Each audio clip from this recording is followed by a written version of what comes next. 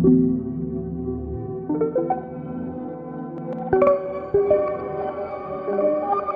everyone, my name is Hugo.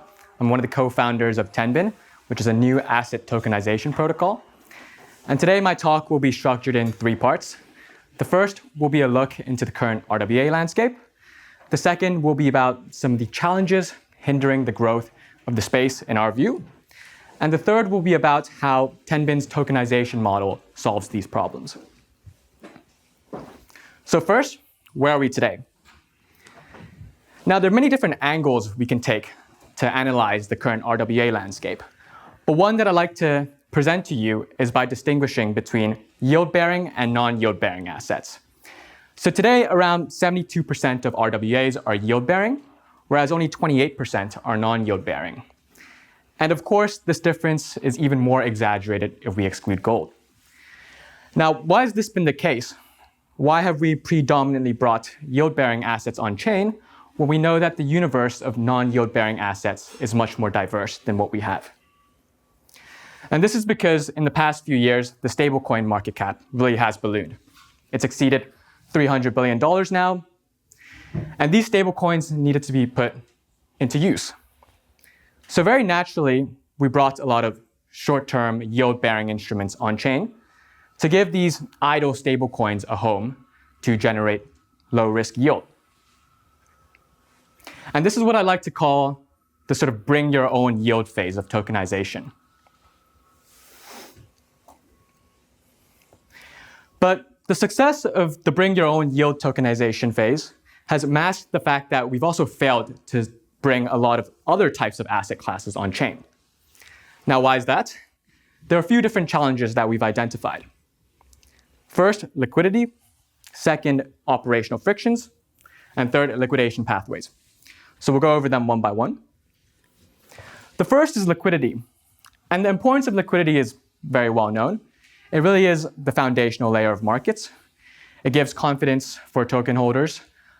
It reduces transaction costs in the form of bid-ask spreads. It reduces volatility by keeping prices stable. And of course, it's also a prerequisite to a lot of secondary DeFi functions like lending. But what is actually the liquidity condition of the 2 largest RWAs right now we have today, Paxos Gold and Tether Gold? And this diagram depicts the price impact for various trade notionals on Paxos Gold and Tether Gold's most active perpetuals and spot market. Now you can see that for a trade that's 4 million in size, you would incur around 100 to 200 basis points of price impact. That's quite a lot. Now this is in contrast to CME's gold futures market. You can see that for a trade that's 5 times the size at 20 million, you would only incur around 2.5 bips of price impact. That's almost 2 orders of magnitude different. And the difference is so striking that visually, it even looks like the CME data plot is the x-axis of the diagram. Now, if this is what the 2 largest RWAs look like, if this is the difference, you can only imagine what this difference is for other tokenized assets. So why is liquidity so poor for tokenized assets? It really is a chicken or egg problem. Liquidity naturally flows to active markets and useful assets, but an asset's usefulness is really primarily derived from its liquidity as well. So the typical solution we resort to is to bootstrap liquidity. But of course, that's in a very expensive process, and there are no guarantees that 1, you'll be able to even generate liquidity, and 2, perhaps more importantly, you'll be able to retain the liquidity long term. Now, the second major problem is the operational frictions associated with transacting RWAs. And there are various types of frictions: mint and redemption fees in the primary market, size restrictions in the minimum size you need to submit a mint or redemption order, and settlement times, the amount of time you need to lock up your capital for. Now, altogether, what effect do these frictions have on tokenized assets? Now, one of the primary consequences is price inefficiency. Now, this diagram, we map out the price divergence of Paxos Gold and Tether Gold relative to the true underlying spot gold index over the last 3 months. And you can see that these tokenized gold products diverge quite a lot in price, oftentimes 20, 30 bips, and at times even 1%. So why does this happen? It really is from these operational frictions. They disincentivize market makers from keeping the price of these tokenized assets aligned. That's why these prices drift so much. Now, the third problem is liquidation pathways. Now, today, for many RWAs, when you submit a redemption order, you often face settlement delays. Now, I'm using USDC just here as an example, but this is a problem for actually many tokenized funds, where when you submit a redemption order, not only do you face a T+1 or even at times T+2 settlement, the pricing at which your redemption order is going to be fulfilled at is also unknown at the time of redemption, at the time of when you submit the redemption order.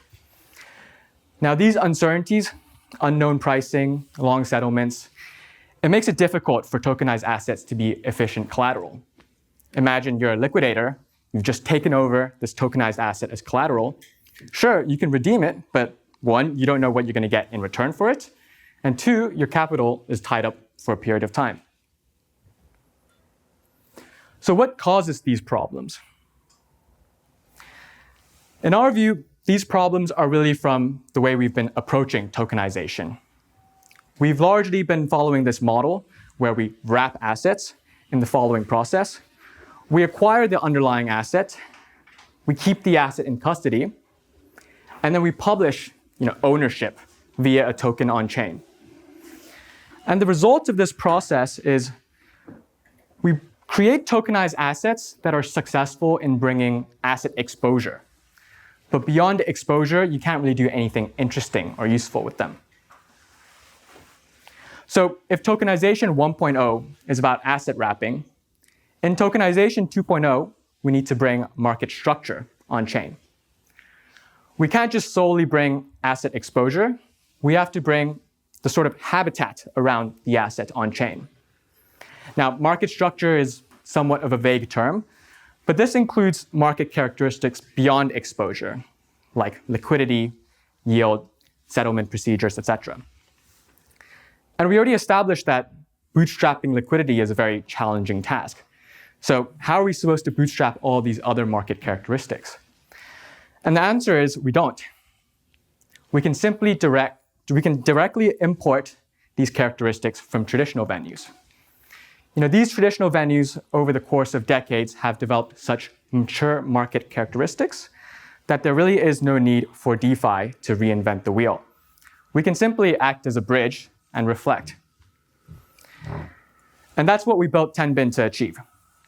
Tenbin directly connects traditional venues like CME on-chain, and this directly solves the liquidity problem because now all of Tenbin's tokenized assets automatically inherit the deep liquidity off-chain. Tenbin generates asset exposure via futures positions, delta 1 positions in these traditional venues. And this means there's no need for spot custody, which solves a lot of the operational frictions we discussed. And without spot custody, this also means Tenbin's tokenized assets can be more capital efficient. They can be one-to-one backed by US dollar stablecoins and fiat, with most of the collateral being stablecoins on-chain to be able to meet incoming redemption orders immediately. And that solves the settlement delay issue. Now, architecturally, Tenbin is composed of two components. An on-chain interface, where again, majority of the collateral sits to meet redemption requests and to generate low-risk yield. And an off-chain component, which is the backend that handles all of the rebalancing logic and communicates with our prime brokers. Now, with this model, what are some asset classes or areas that Tenbin can immediately tackle? The first is gold. Now, revisiting this diagram, gone are the days of 100, 200 basis points of slippage. Tenbin's gold will directly inherit the deep liquidity of the off-chain CME gold futures market, really supporting institutional size and ensuring that tokenized gold can be much more aligned with the off-chain counterpart. Another interesting space that Tenbin can immediately tackle is FX. So there have been efforts in bringing non-US dollar stablecoins on-chain, but bringing each individual currency using the traditional asset wrapping model imposes significant operational challenges. And Tenbin doesn't face these operational challenges. Through its futures platform, Tenbin can be seen as a sort of one-stop shop to launch a wide range of currencies, given that the FX futures markets are so established and well-connected. Now, you might recall the happy polar bear visualization from a few slides ago. Importantly, Tenbin's FX stablecoins will not only bring currency exposure. These FX stablecoins will also carry the currency's native yield. Now, this is quite a fundamental shift because it introduces a new source of yield for DeFi via the carry trade. Now, a holder of Tenbin's tokenized Brazilian real, for example, will be automatically able to make 15% yield. And it's important to note that this yield is unlike traditional sources of DeFi yield. For example, high emissions governance tokens, which are finite and somewhat inorganic. This source of yield really is derived from structural properties of the trillion-dollar asset class that is FX. And with the carry trade, this also allows for fancier leverage looping strategies. This yield really is, compared to traditional sources of yield, much more scalable and consistent. Now, Tenbin is not just a one-stop shop for FX. With its futures connectivity and with the futures market spanning across multiple asset classes, agriculture, energies, even equities, Tenbin can use its asset-agnostic model to really launch all these underlying assets with very minimal time to market and cost. And as we saw, Tenbin solves the liquidity issue. Tenbin's tokenized assets directly inherit the deep off-chain liquidity, which supports institutional-sized trading with maximum price efficiency. Tenbin also allows for mint and redemptions in seconds, solving the major settlement delay that is plaguing the RWA space right now. And lastly, Tenbin brings true market structure on-chain. And this allows the protocol to really maximize the economic utility, like yield, of assets beyond just exposure itself. This will drastically improve the capital efficiency of tokenized assets and really allow them to be better integrated with the wider DeFi ecosystem. And that's it. Thank you very much.